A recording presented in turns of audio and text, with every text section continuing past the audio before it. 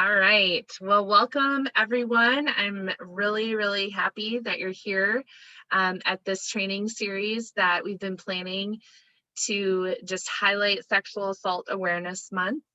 Jenna, do you think we're good to get started and get going? Okay. So, and people just be jumping in, and that's just fine too. And Anne is our moderator today, so she's going to be checking the chat. So if you have any questions or want to just interject or ask anything, we'll definitely be taking time for that, and Anne will help us know when there's questions in the chat box. So with that, I'm going to go ahead and get started.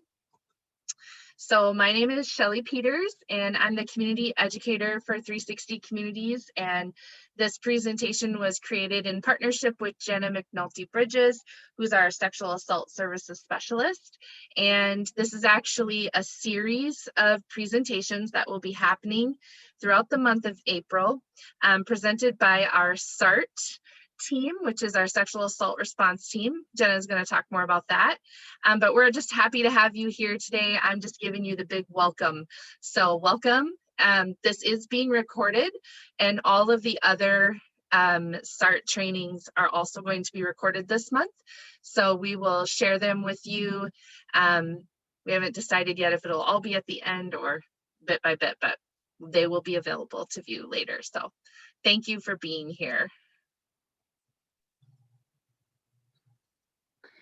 All right, thank you, Shelly. So as she mentioned, this series is being put on by the Dakota County Sexual Assault Response Team, our SART. And basically what that is that it's a group of professionals who work together to promote a community-wide approach to sexual violence. Our mission is that we seek to coordinate a collaborative, multidisciplinary response to sexual violence that promotes victim survivor healing and well-being. We are made up of kind of the core people who interact with sexual assault victims or cases. We have advocacy. We have an attorney with the Dakota County Attorney's Office, Dakota County Community Corrections. We have a Burnsville PD member. We have a forensic nurse and an attorney with legal assistance of Dakota County as well. All right, thanks, Jenna. It's really cool too that we have all of these people represented on our team because they kind of come at the sexual assault response in a different way. Everyone works in a different way, so it's awesome. All right, so I'm going to tell you guys a little bit about 360 Communities and who we are. Our mission is to deliver safety and stability to help people improve their lives. And people come to us in a variety of different ways. And so our organization is kind of broken down. You can see I'm moving my mouse into just this pie chart of 3 different sections. And this is you know, the different parts of our agency and the ways we help people. So we have community resources. Oh, sorry, I went to the wrong slide. There we go. We have our community resources team. In community resources, we do a variety of different things. Our food shelves are part of that programming. We also have family resource centers where individuals can come and get support, whether it's financial support or just need resources for other things going on in their lives, whether it's rent assistance or utilities assistance, even housing assistance. So whatever it might be, our family resource centers are able to just come alongside that individual and offer resources. We also have a holiday program called Armful of Love that is out of our community resources as well. So we can come alongside individuals during the holidays and offer a little extra support if that's needed. The yellow part of the pie chart is our school success program. Our school success program is made up of Partners for Success and our child care aware programming. Partners for Success is a program in schools and preschools all over Dakota County. So it's a variety of ages. And we have family support workers that come alongside a family and act as a bridge between what's going on in the family at home and what's going on at school. So if there are some obstacles or hurdles that students might be facing, whether it's financial situations or food instability, or maybe they need mental health support, whatever that might be, that family support worker can come alongside that family, try to get those resources into that family's life. And then hopefully the student can have more success because of that. So I used to work in that program, so it's dear to my heart. And that's what our Partners for Success is. Our Child Care Aware program comes alongside childcare facilities in Dakota County, and it's the same thing. We're offering resources to those childcare facilities to make sure they're doing the best work they can to get their students ready for school, but also if their families need resources as well, those childcare aware workers come alongside them and help them too. And then the green part of our pie chart is the violence prevention and intervention team that Jenna and Ann and I are all a part of. And in that program, we're basically working to support anyone who's been the victim or survivor of domestic or sexual violence. And we do that in a variety of ways. We have 2 Lewis House locations, which is our domestic violence shelter. The Lewis House, it has bed space in both Eagan and Hastings. And so we service primarily individuals in Dakota County. We're going to talk more about that, though, sometimes outside of Dakota County too. And we also have sexual assault services with both the Lewis House and our sexual assault services. We do have 24-hour-a-day hotline so that individuals can call and talk to an advocate at any time. They can even call hypothetically and just ask questions. We even have police officers that will call us and just say, hey, I have this situation, what do you think? And so we're just there. The advocates are there and available to answer those questions. Our sexual assault services also comes alongside individuals if they happen to need a forensic exam. So we have a volunteer team that has helped with that. And as COVID has limited things, we're hoping that will open back up and we can get volunteers back out there to help support that as well. Then we have outreach and education. In our outreach program, we have advocates who work in the police departments all over Dakota County and the Dakota County Sheriff's Office. And what they do is just come alongside anyone who's been the victim survivor of domestic or sexual violence and offer resources, help them understand the court process, the criminal process, also help them if they need to file an order for protection or harassment restraining order, or help them understand if a DANCO, which is a do not contact order, is in place, what that means, what that looks like. And then we also come alongside that individual and support them however they need support in their life ongoing. It could be with new housing, it could be with safety planning and just talking through things. So whatever that looks like. So those advocates work outside of the Lewis House, but they're in police stations all over the county. And then I am a part of that team as well and get to do education along with the advocates. They do education as well. Anytime basically we have an opportunity to talk about the work that we do and to teach people about the importance of healthy relationships, what that looks like, what abuse really is, what it means, and how we can just come alongside and support people. It's also a huge opportunity for us to offer our services. So like for myself, when I get to go into high schools and teach and talk about the work that we do, I also then get to offer our services to people who may need it. So that's our violence prevention team. Any questions on any of that before I move on? Are we looking good? Okay. All right, so how do we do our work? How do we provide services in violence prevention? Like I said before, we have a 24-hour crisis line. So anyone can call at any time to talk to someone. Our emergency shelter is also available. So we really try hard if someone is seeking a safe place to get them to a safe place. And so that's what the Lewis House is and exists to do. Almost everyone who calls us, we work with on safety planning. So just talking through what their next steps are and how we can just help them think through how to be safe. And even on our website, we have a safety planning worksheet that can be downloaded, and something that like you could go through with someone if they're asking you for help. So that's available as well. We do community and school-based education. I have had the privilege of going to businesses, Rotary clubs, churches, schools, anyone who will take me. I love to go talk about the work that we do. And so that is a great program, and it's growing and the numbers are growing. So it's really fun to be a part of that. We do accompany people to court and help advocate for them in court. So in Dakota County, the judges allow our advocates to come in and even come right up to the podium with the victim and stand next to them, which is a huge support just to have someone right by your side. As there's been limitations with COVID, we've just continued to come alongside individuals, whether it's attend a Zoom with them or have them come and attend it in our office, however that looks. We're still coming alongside them as they're going to court and understanding the process, having someone there with them to talk them through it. We help with financial assistance. If someone is, needing a deposit, or they need to replace their ID or whatever is coming up, we just try to offer that support if we can, or find resources that can help with those things.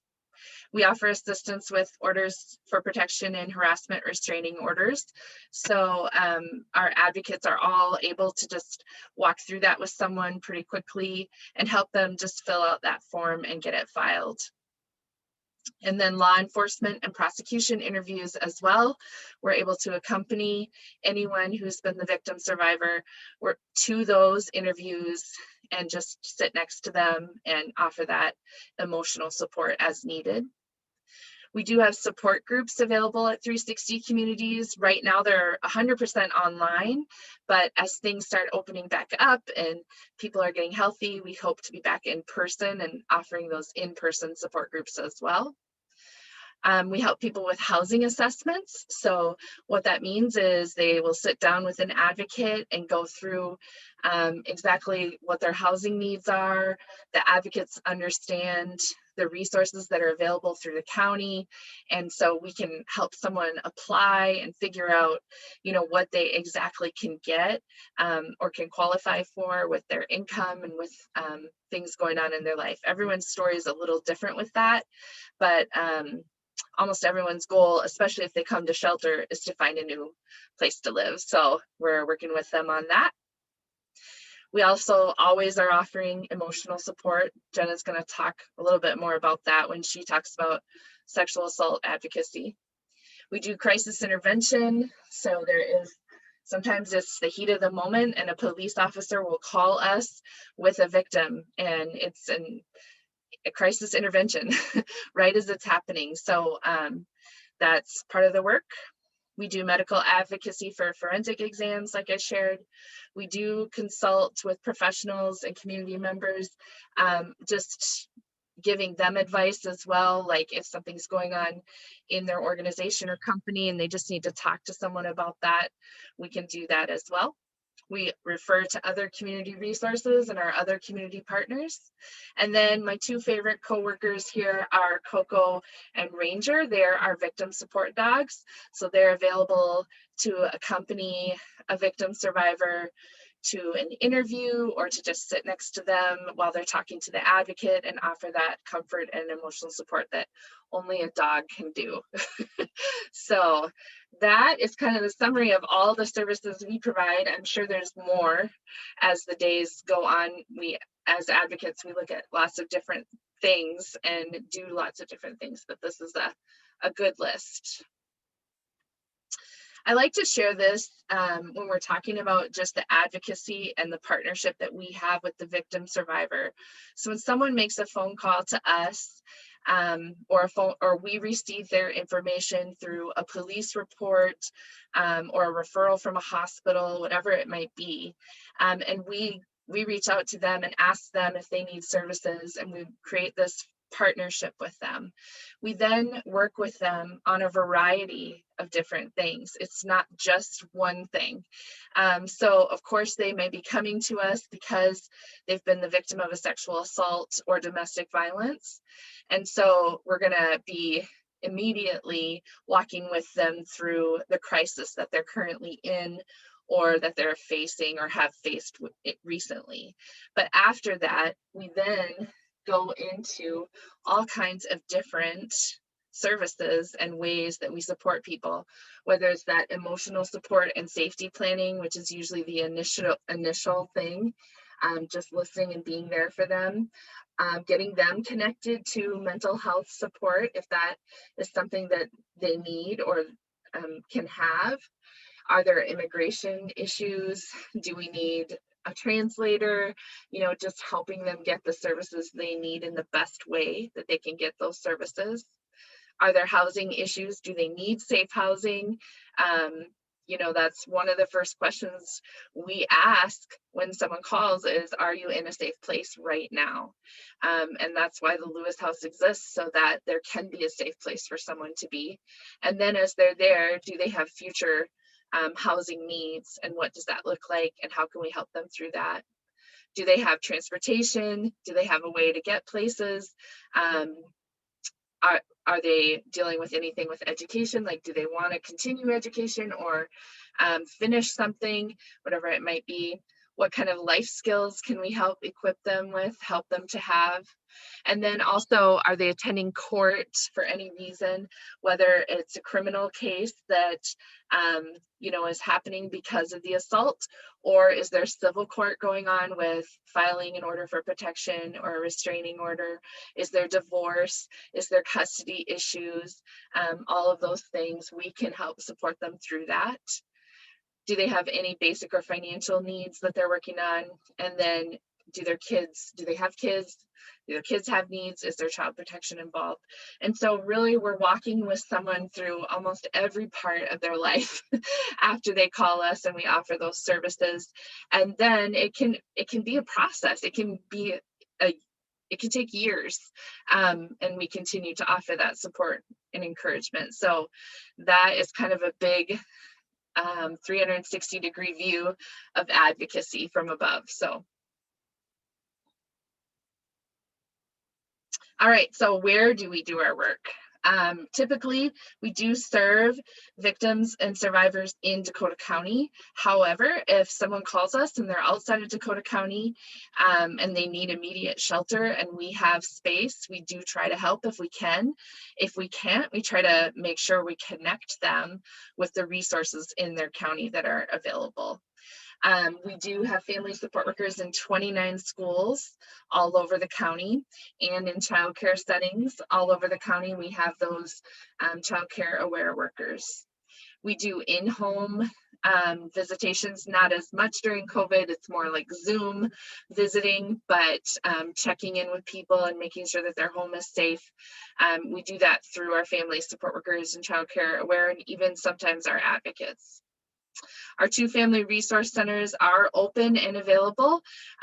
COVID has limited a little bit of the people that we can have in our family resource center, but our services are available and all of our employees are still working. So we just have to be creative in how we connect with people, whether it's via Zoom or on the phone or whatever that might be.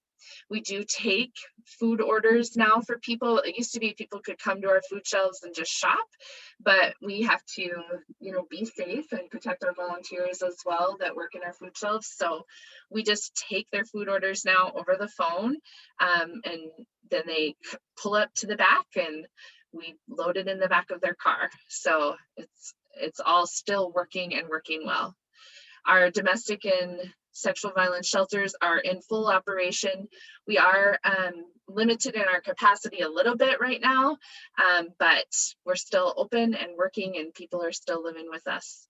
We have advocates in 10 police departments. We have a presence in all 3 of the Dakota County courthouses and the 2 hospitals in Dakota County, Regina and Fairview. Our advocates are able to go to as well. Any questions on where we do our work and how we do our work? All right, good. That means we're answering the questions. So Jenna, take it away. All right, thank you, Shelley. So the role of an advocate in sexual assault cases really can vary. When you boil it down, we are essentially a consistent or constant support person in a victim survivor's life. The two most important things that I do in my role, and really that anyone can do when encountering a victim survivor, is number one, to believe them, and number two, to listen to them. Our commitment is always going to be to that victim, survivor, or client. Our focus is on their wants and needs. We're not here to, give them opinions on what they should do or anything like that. Sometimes, particularly after a trauma, they might need a little help kind of figuring out what it is they want. And so it's just a matter of supporting them and helping determine what's going to be best for them, and then working with them to reach those goals. Another top priority that I think anyone working with someone who has experienced violence is going to encounter is safety.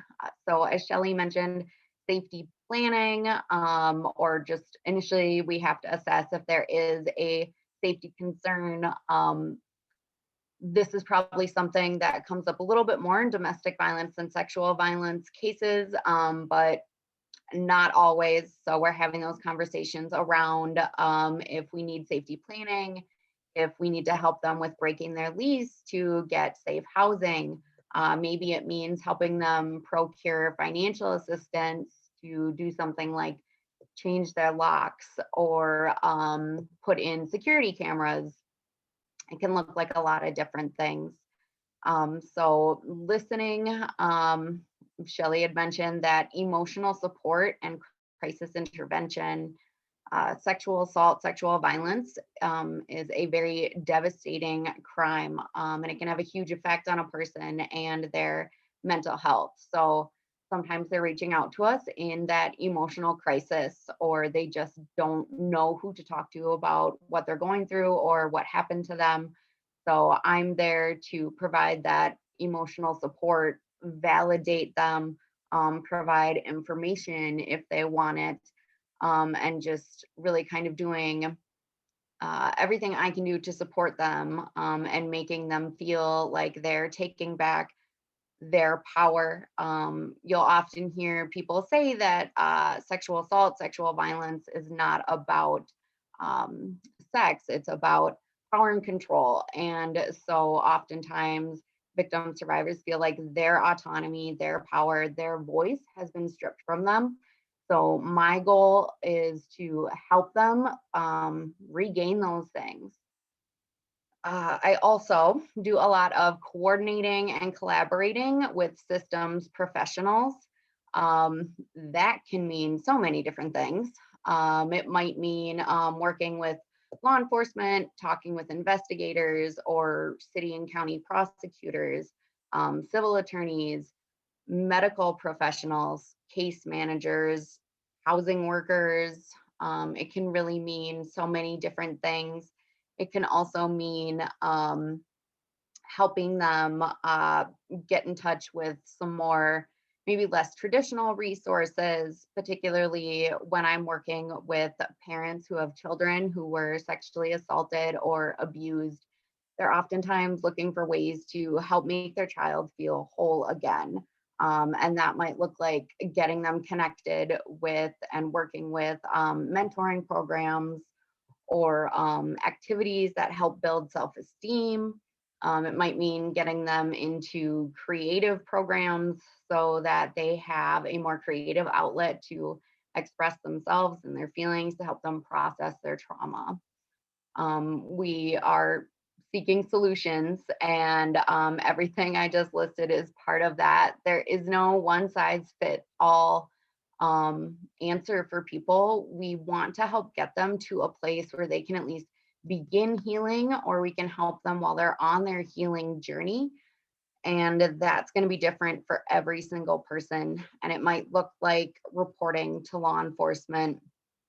It might look like not doing that and looking at some of those more alternative options, like getting connected with creative outlets or getting involved with activism. It might mean therapy. It's going to be so many different things. And it's really just kind of helping them seek that out. Um, Another big component of advocacy, which isn't always everyone's favorite, is holding ourselves and others accountable. So, in advocacy, we want to reduce the harm that victim survivors experience. And I think anyone who works with victim survivors, nobody wants to cause them additional harm. But unfortunately, sometimes that does happen. And so, as advocates, part of what we do is acknowledging that and reaching out and saying, hey, this is what I'm hearing or seeing. This is what my victim survivors telling me. What can we do to kind of change that? It's causing them harm. What else can we do? And making sure the victim's voice is heard. That's a part of that as well, particularly when going through the criminal justice process. The criminal justice system is very big and very powerful. It can be very intimidating, particularly for a victim survivor who is struggling with that, regaining their voice, regaining their power. It can be hard for them to stand up and use their voice. And so we are there to make sure that they get an opportunity to do that, make sure that people are listening when they do that, and occasionally acting as their messenger to get things across when they're struggling to find their voice.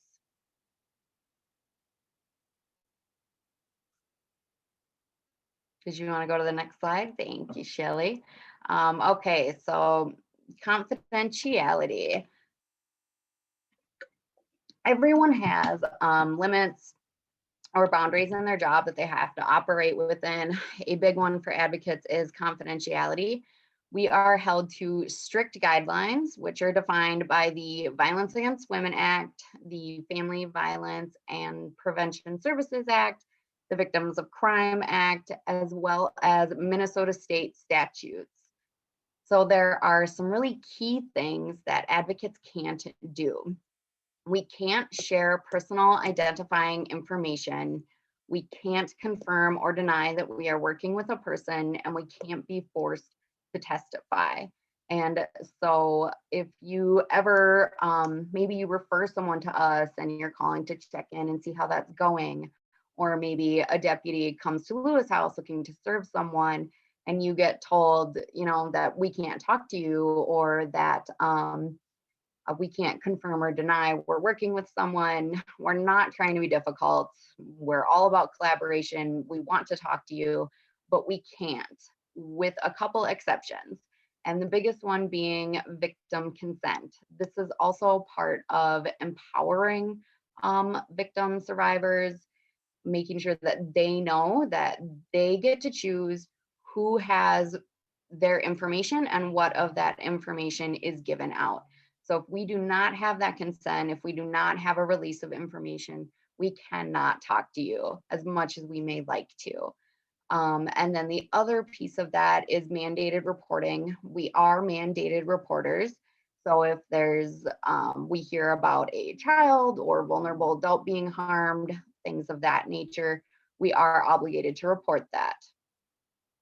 It might feel a little over the top, this confidentiality, that it's so strict that we can't even say if we're working with someone. But it is really important, and there are good reasons behind it. Making informed decisions, it really helps our victim survivors make those determinations. As I mentioned, it helps with that piece of empowering them and helping them regain their voice and their sense of control. It also helps with conversations around information sharing and risks. In this day and age, I feel like every social media platform has a location sharing feature or something of that nature. And so it's a good prompt for us to have conversations about those things, what of their information is being put out there, and then the risks associated with that as well. And it does, yeah, go a long way in terms of helping build trust with victim survivors, so that they know, we're not going to be sharing things with other people or professionals. No one, they get to choose who we're sharing that with, for varying reasons. Sometimes as a result of their assault, victim survivors might have some, trust issues, particularly with a professional person. So that confidentiality piece really helps with that. And connecting individuals and families. If you have a family member, sorry about that. If you have a family member, a friend, someone that you come across in your work that you feel like might benefit from talking with us, whether it's regards to domestic sexual violence, anything like that, or maybe it's just a family that could use a little more support, or maybe they could benefit from the food shelf, something of that nature. Please reach out to us. You can contact either one of our Lewis houses. We've got the numbers here, or our sexual assault services hotline. Those numbers are 24/7. So those are probably going to be the best numbers to reach out to. And then they can get you connected from there with our outreach advocates or myself.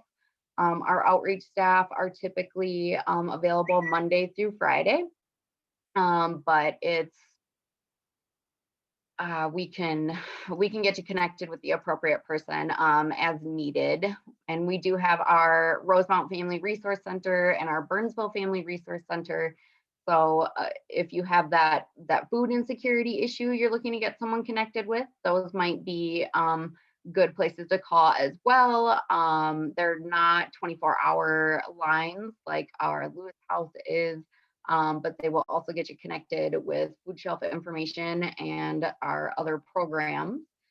If you don't have a pen, you don't want to write all this down, that's totally fine. You can scan the QR code in the bottom of the screen here, and that will get you all of that information as well.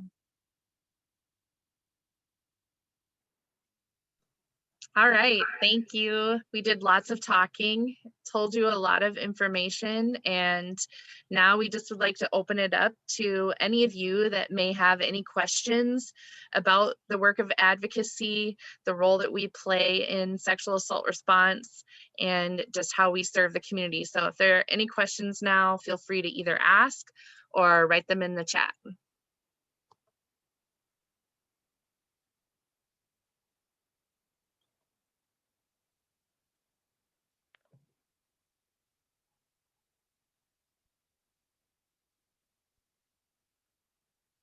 It's okay if you don't, because that means we answered a lot of questions.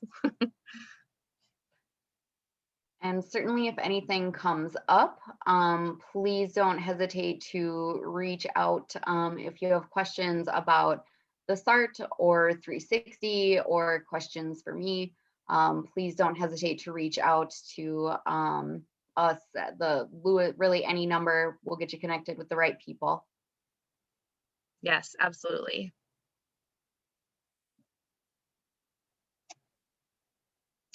All right, well, with that, I think there was just a question that popped up in the chat here. So can you explain the difference between having an advocate at 360 Communities or having an advocate through the prosecutor's office, like a victim witness advocate? Yeah, absolutely. So generally advocates through victim witness, they're kind of more focused on the needs of the court case. So it's court proceedings, it's things of those nature. They might, pass along information on programs like reparations or things like that. But community-based advocacy is a little more holistic. I have the ability to, and I frequently do, call people every week, multiple times a week, and just providing that ongoing emotional support and getting them connected with other resources. It's not just about that immediate court case. I'm often working with people who have not reported in any capacity or have nothing to do with law enforcement. So I'm there to work with them regardless of if they have or are going to or not going to report to law enforcement, and I can get them connected and have information on a really wide range of resources. So it's just kind of that ongoing relationship and support that they get with community-based advocacy that they don't necessarily get with the advocacy through the prosecutor's office. I And have another question too. Do you, Anne?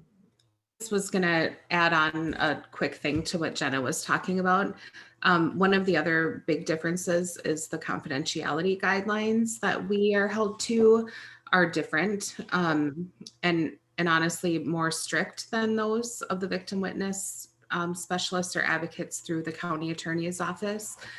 Because a lot of the information that they're getting from victim survivors is getting then passed to the prosecutor, potentially, or likely a defense attorney, just for the sake of the case. And so that is another big difference. Yeah, thank you, Anne. That is a really good point, because it can, conversations they have with them can potentially impact a case, whereas with us, that's not a concern. Mm-hmm. Awesome. I had a question in my chat that if we serve male victims. So I feel comfortable answering that. We absolutely do serve male victims, including, and we do also serve children as well. So anyone who has been victimized can call us and work with one of our advocates, and we can come alongside them and offer support and services. Our Lewis House right now can only house women and children just because of the way that the building is set up. It's kind of a dorm style living space, but we are working hard to be able to offer housing to men in the future. So it's coming. Hang in there. But we do offer all services to all people. So yes, thanks for asking that.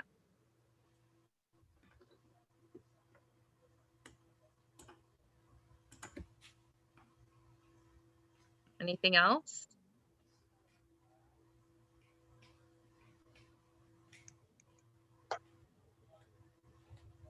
Okay, well, with that, I think we'll go ahead and end early. We just thank you again for being here, and thank you for supporting the work that we do, and we're here to support you as well. So let us know how we can do that, and have a great rest of your day. Thank you all for coming. Thank you. I'm sorry, can I ask, did you guys say that you'd be sending out the handout to those people that attended, or did I miss that? We can certainly send the slides if you'd like them, and we did record this, so we will be sending out the recorded version at some point to everybody who registered. Okay, either one is fine. I just wondered if there'd be some sort of wrap up so that maybe those that were in attendance in our units or that we work with, we could get the information out to them. Oh yeah, most definitely. We'll have those recordings available for everybody. All right, thank you so much. You're welcome.